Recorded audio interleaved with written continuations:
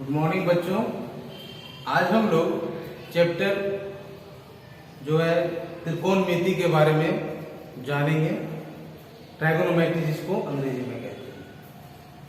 तो इसकी उत्पत्ति जो है ग्रीक शब्द से मिली है, ट्राइगोनोमेट्री। ट्राई मतलब होता है तीन, इसका अर्थ हुआ तीन। गोनो इसका अर्थ हुआ भुजा, और मेट्रो यह चूंकि ग्रीक शब्द है मतलब माप। तीन भुजाओं के मापने की प्रक्रिया को त्रिकोणमिति कहते हैं। दूसरे शब्दों में भी हम लोग इसको बता सकते हैं, कह सकते हैं कि वह प्रक्रिया जिसमें भुजाओं तथा कोण के बीच के संबंध, त्रिभुज के भुजाओं तथा कोण के बीच के संबंध के जानकारी को हम लोग त्रिकोणमिति कहते हैं। तो त्रिकोणमिति मतलब तीन कोण और तीन भुजाएं। तो इसमें तीन कोण और तीन भुजाएं जो होंगी वो त्रिभुज में होगी, जिसमें से हम लोग समकोण त्रिभुज, समकोण त्रिभुज में एक कोण समकोण होता है, मतलब 90 डिग्री का कोण बनता है। जैसे यहां हम लोग की बी और सी।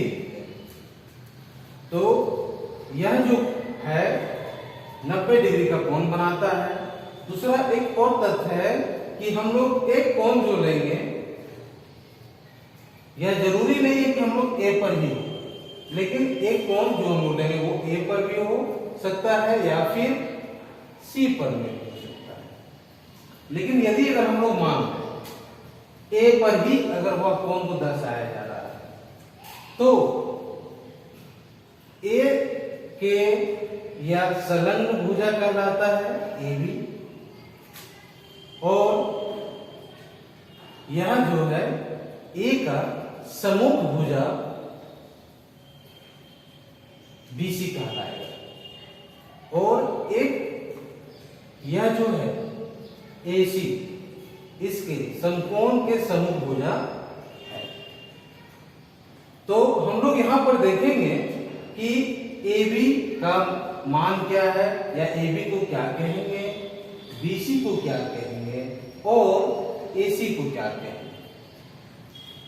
तो हम लोग कोण के आधार पर ही हम लोग सभी भुजाओं का हम लोग मान ज्ञात करते हैं और उसका क्या नाम है वो भी इंडिकेट करते हैं। जैसे बी है, जो भी समकोण बनेगा उसके सम्मुख भुजा, सम्मुख मतलब आमने सामने की भुजा, मतलब बी के सामने की जो भुजा होगी वह कर्ण कहलाता है, जिसको H से डिनोट करते हैं। H इसलिए डिनोट करते हैं कि हाइपोटेनियस होता है। Hypotenuse means curve. तो उसका फर्स्ट जो लेटर है H से स्टार्ट होता है, इसलिए हम लोग H ले रहे हैं। अब उसके बाद हम लोग अन्य दो भुजाओं के बारे में जानेंगे। तो यह जो है कोण A के संलग्न जो भुजा है AB, और यह सम्मुख भुजा BC। तो A के सम्मुख भुजा जो होता है वह लंब होता है, जिसको हम लोग P से डिनोट करते हैं, मतलब P फॉर परपेंडिकुलर। ठीक है, तो परपेंडिकुलर का फर्स्ट लेटर P है, इस वजह से हम लोग P इंडिकेट करते हैं। तो इसमें दो कोण हमें प्राप्त हो चुकी है, जिसको हम लोग क्लियर हो चुके हैं कि यह कर्ण है और यह लंब है। और जो तीसरी जो भुजा होती है जो संलग्न है, कोण A के संलग्न भुजा, जिसको हम लोग आधार कहते हैं, इसको इंग्लिश में बेस कहते हैं, मतलब बी से डिनोट करते हैं। तो यह जो है भुजाओं के बारे में स्पष्टीकरण किया गया है। अब इससे संबंधित हम लोग अन्य तथ्यों को त्रिकोणमितीय अनुपात के बारे में जानेंगे। तो उसमें हम लोग आगे पढ़ेंगे त्रिकोणमितीय अनुपात। अब हम लोग नीचे तीन दो समकोण त्रिभुज के त्रिकोणमितीय अनुपातों के बारे में जानेंगे। तो सबसे पहले हम लोग यह जो त्रिभुज है ABC एक समकोण त्रिभुज है और इसके त्रिकोणमितीय अनुपात निम्न प्रकार से ए का साइन, हम लोग क्योंकि यहाँ पर कोण ए को ले रहे हैं और समकोण जो है वह बी है। तो हम लोग पिछले क्लास में अभी जस्ट हम लोग चर्चा किए कि बी के सम्मुख भुजा कर्ण होगा और ए का यह जो कोण हम लोग ए जो ले रहे हैं ए के सापेक्ष, ठीक है, ए के सापेक्ष में हम लोग सारी चीजों को चर्चा करते हैं। तो इसमें ए का सम्मुख भुजा लंब होगा और कोण ए का संलग्न भुजा आधार होगा। अब इस आकृति के अनुरूप हम लोग इसके त्रिकोणमितीय अनुपातों के बारे में जानेंगे, जो कि ए का साइन जो है हम लोग उसको शॉर्ट फॉर्म में साइन ए भी कहते हैं, ठीक है, और ए का कोसाइन इसको हम लोग कोस ए के फॉर्म में भी लिख सकते हैं, क्योंकि इसका संक्षेप रूप जो होता है कोस, और यह जो कोण को ए को दर्शाया जा रहा है, इस कारण हम लोग यहाँ कोस ए ले रहे हैं। हम लोग यहाँ पर ए के स्थान पर अन्य चिन्ह को भी दर्शा सकते हैं, जैसे अल्फा, बीटा, गामा, थीटा। वैसे ज्यादातर हम लोग त्रिकोणमिति में थीटा जो हम लोग इस प्रकार से लिखते हैं, थीटा के रूप में हम लोग दर्शाते हैं, क्योंकि यहाँ ए कोण ए के रूप में है, इसलिए हम लोग यहाँ ए को दर्शा रहे हैं। तो ए का कोसाइन कोस ए कहलाता है, मतलब इसका संक्षेप रूप कोस और ए होने के कारण कोस ए होगा। टेन और ए तो टेन ए कहलाएगा। कोसेक ए इसका संक्षेप रूप कोसेक होगा। और सेकेंड ए का सेकेंड जो होता है मतलब सेक ए आपका यहां से कहलाएगा। तो यहां हम लोग जान लेंगे कि ए का साइन मतलब साइन ए बराबर कोण ए की सम्मुख भुजा तथा कर्ण के अनुपात के बराबर होता है। कोण ए का सम्मुख भुजा मतलब क्या है, इसमें बीसी, जो कि हम लोग बीसी दिए हुए, और कर्ण एसी, यह जो कर्ण है एसी। तो बीसी और एसी मतलब लंब और कर्ण के अनुपात के बराबर होता है, जिसे हम लोग कर्ण को हम लोग P से भी डिनोट करते हैं, परपेंडिकुलर, और कर्ण जो है वो हाइपोटेनियस मतलब H, मतलब P बाई H से इसको डिनोट करते हैं। दूसरा है A का कोसाइन। A का कोसाइन का मान क्या होता है, कोस ए जिसको बोलते हैं। तो उसमें A की संलग्न भुजा, A का संलग्न भुजा मतलब AB तथा कर्ण मतलब H, इन दोनों संलग्न भुजा तथा A के संलग्न भुजा तथा कर्ण के अनुपात के बराबर होता है, मतलब AB बाई AC। AB का वैल्यू क्या है, आधार, और AC का वैल्यू कर्ण, मतलब आधार बटा कर्ण। आधार हम लोग किसको मान रहे हैं, B को, और कर्ण H को इंडिकेट कर रहे हैं। उसी प्रकार से कोण A का टेंजेंट, इसका टेंजेंट जो है जिसको हम शॉर्ट फॉर्म में टेन ए कहते हैं, तो A का जो टेंजेंट हमें प्राप्त होगी वह A के सम्मुख भुजा तथा A के संलग्न भुजा के अनुपात के बराबर होगा। तो A की सम्मुख भुजा BC और संलग्न भुजा AB है। तो BC किसका वैल्यू है, वो P है, और यहाँ पर AB जो है वो संलग्न भुजा मतलब आधार, तो लंब बटा आधार होगा, जिसको लंब को हम लोग P से डिनोट करते हैं और आधार को b से डिनोट करते हैं, मतलब p by b।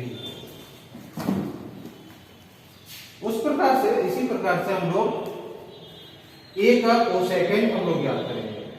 Cosecant that means cosec a। Cosec a जो हमें प्राप्त होगी वह कर्ण तथा कोण a की सम्मुख भुजा के अनुपात के बराबर होगा। मतलब कर्ण का वैल्यू क्या है, कर्ण जो है वो क्या है, AC है, और सम्मुख भुजा A की सम्मुख भुजा क्या है, वह है BC, मतलब कर्ण बटा लंब। दूसरे तरीके से एक चीज और हम लोग जान सकते हैं कि जो कोसेक A जो होता है, मतलब A का जो कोसेकेंड जो है वो A के साइन के जस्ट विपरीत होता है। मतलब यहां जो है P बाई H है, लंब बटा कर्ण, लेकिन यहाँ कोसेक में कर्ण बटा लंब है, जस्ट इसका उल्टा है। और उसी प्रकार से हम लोग कोण A का सेकेंड ज्ञात करेंगे। मतलब सेक A जो होगी वह कर्ण तथा A के संलग्न भुजा के अनुपात के बराबर होगा। कर्ण मतलब AC और संलग्न भुजा क्या है, AB। तो AC और AB के अनुपात के बराबर होगा। AC कर्ण हुआ और AB जो हुआ वह हमें प्राप्त क्या हो रहा है, आधार। मतलब कर्ण बटा लंब that means H by P, और यहाँ कर्ण बटा आधार जो है वह है H बाई B। अब इसमें से एक और तथ्य रह गया है, इसमें भी देख रहे हैं हम लोग कि कोस का जस्ट विपरीत है। यहाँ क्या है, B बाई H आधार बटा कर्ण है, लेकिन सेक में जो है A का सेकेंड जो है, मतलब सेक A बराबर, वह सेक A बराबर क्या है, जस्ट इसका विपरीत है, कर्ण बटा आधार। मतलब बहुत ही आसान तरीके से हम लोग इसको समझ सकते हैं यदि हम लोग इन तीनों को जान जाए, साइन A, कोस A और टेन A, तो हम लोग जस्ट आगे जो है अन्य तथ्य को भी जान सकते हैं।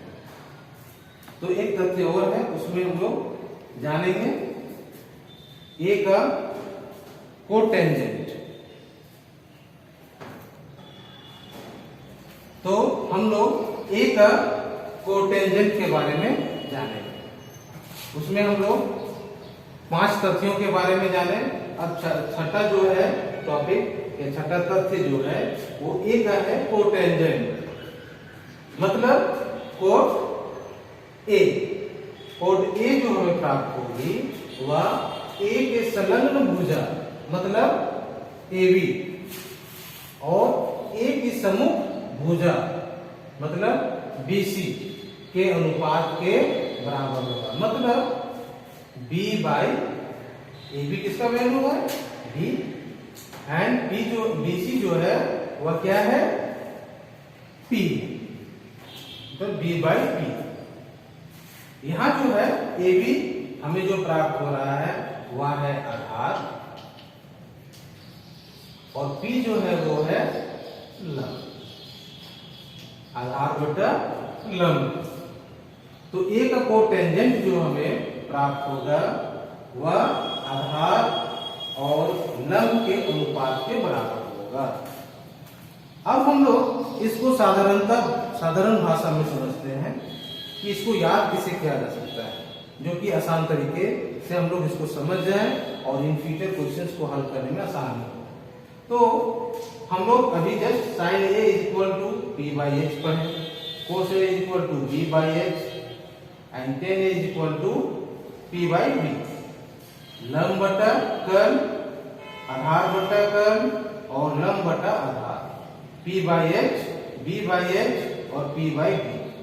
यदि हम इन तीनों को याद कर लें तो यह हमें याद करने में कोई दिक्कत नहीं होगी, क्योंकि जस्ट इसका ऑपोजिट है। देखिए साइन A का जस्ट ऑपोजिट, यहाँ P बाई H है तो यहाँ है H बाई P। यहाँ पर cos A is equal to B by H है, तो यहाँ जस्ट उसका ऑपोजिट में H बाई B है।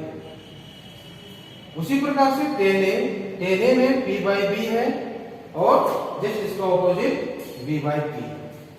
लेकिन अब हमें इसे याद करना है, तो हम लोग एक साधारण भाषा में, एक व्यवहारिक रूप में हम लोग इसको याद करते थे, जो कि एक है पंडित बद्री प्रसाद हरि हरि बोल। इस माध्यम से हम लोग इसको आसानी से याद कर सकते हैं। पंडित बद्री प्रसाद हरि हरि बोल। जब यह जो हमें याद हो जाएगा तो यह हमें याद करने में दिक्कत नहीं होगी और यह बहुत ही इंपॉर्टेंट है। ठीक है, इससे संबंधित और आगे हम लोग प्रश्न को हल करेंगे, उसमें समझेंगे कि इसका प्रयोग कहाँ और किस प्रकार से है। अब हम लोग एक और तथ्य के बारे में जानेंगे, पाइथागोरस प्रमेय। क्योंकि इस अध्याय में भी हमें पढ़ना है पाइथागोरस प्रमेय को, लेकिन इसका इस एक्सरसाइज में और इस चैप्टर में इसका प्रयोग है पाइथागोरस प्रमेय का। तो पाइथागोरस प्रमेय में एक समकोण त्रिभुज लेते हैं और इसी प्रकार से इसके भुजाएं कर्ण, लंब और आधार होते हैं और इसका एक सूत्र हमें प्राप्त होता है, फॉर्मूला प्राप्त होता है कि कर्ण बराबर रूट अंडर लंब स्क्वायर प्लस आधार का होल स्क्वायर। दैट मीन्स कर्ण का जो वैल्यू है वो क्या है, h है, और लंब का वैल्यू जो है वो p है,